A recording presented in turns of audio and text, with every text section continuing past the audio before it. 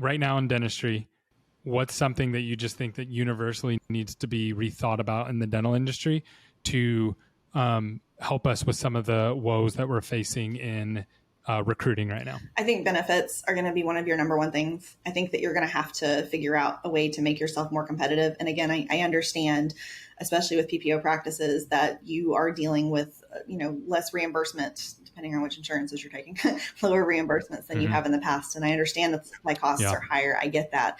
However, I think at this point, you can't afford not to.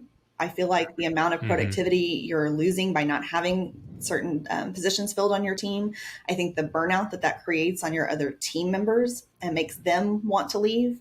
And I think that just in general, the cost of turnover, the cost of recruiting and bringing somebody on and training them and then having them leave before, 6 months or a year or 2 years, and you're having to stop and do it all again.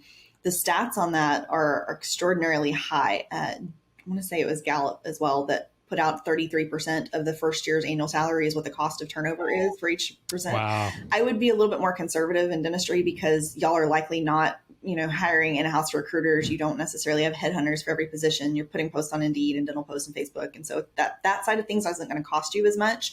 But even if you took it at 20%, how much does that cost you? I did that math for one of my corporate practices recently, just based on some rough conservative numbers. And we came up with something like $182,000 that they had lost in turnover in the last year, where they could have maybe taken 50,000 of that and provided more benefits and reduced that number significantly. How big were they? Like roughly how many? Was it a single practice? Or? 9 or 10. It's now a 10 location practice, but it was 9 at the time.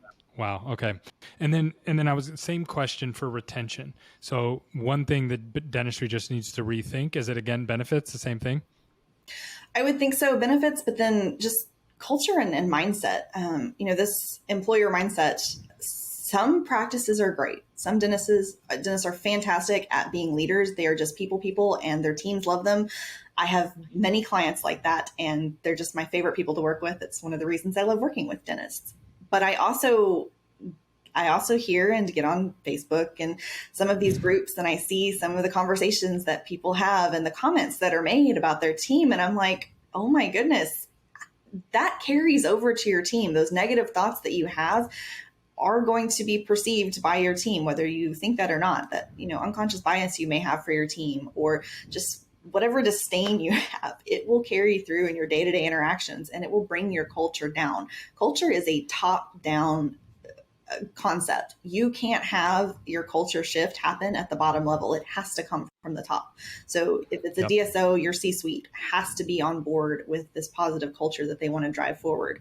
If it's a smaller practice, it definitely needs to be the dentist or the spouse that works there, the office manager, whoever the leadership team is, needs to be on board with that.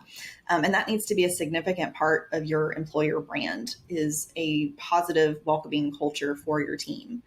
I really just feel like that is something that needs to shift. If it hasn't started already, it's definitely going to need to, because I just see so many practices that are struggling. And I look at some of the comments and I'm thinking, well, yes, that's why. Yeah. Do you think it's fair to measure culture by turnover? To say, you know what, your culture is not good because you're losing this many people? It's not the only element, but it is certainly a metric that you should be looking at whenever you're looking at your KPI dashboard. You need to look at your turnover percentage.